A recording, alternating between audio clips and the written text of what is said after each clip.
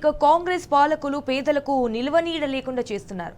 City శివారులో భూములపై కాంగ్రెస్ గద్దల కన్నుపడింది. ఇంకేముంది, స్థానికులను బలవంతంగా ఖాళీ చేయిస్తూ భూములకు ఆక్రమిస్తున్నారు. మియాపూర్ పోలీస్ స్టేషన్ పరిధి గోపాలరావు నగర్లో భూ వివాదం ఉంది. లేఅవుట్లో 40 ఏళ్ల క్రితం 802 ఫ్లాట్ను వైకుంఠం అనే వ్యక్తి కొనుగోలు చేశాడు. 10 ఏళ్ల క్రితం ఆ స్థలాన్ని పాలడుగు నాగేశ్వరరావు కొనుగోలు చేసి అక్కడే ఉంటున్నారు. అయితే ఆ స్థలంపై కోర్టు వివాదం ఉంది.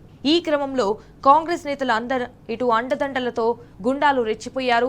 పాలడుగు నాగేశ్వరరావు ఇంట్లో బలవంతంగా చొరబడి వస్తువులను బయటపడేందుకు యత్నించారు.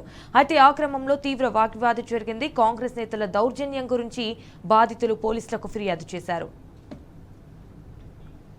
కూకట్పల్లి మండల్లో సర్వే నంబర్ 148 టు 155 సర్వే నంబర్లో ఉన్న గోపాల సొసైటీలో మా ప్లాట్ నంబర్ 802లో రౌడీ మూకలు వచ్చి ఈ యొక్క మా సైటు రౌడీ మూకలు వచ్చి గుండాయిజంగా ఆల్రెడీ ఈ యొక్క సైటు కోర్టులో ఇంజెక్షన్ ఆర్డర్ ఉంది.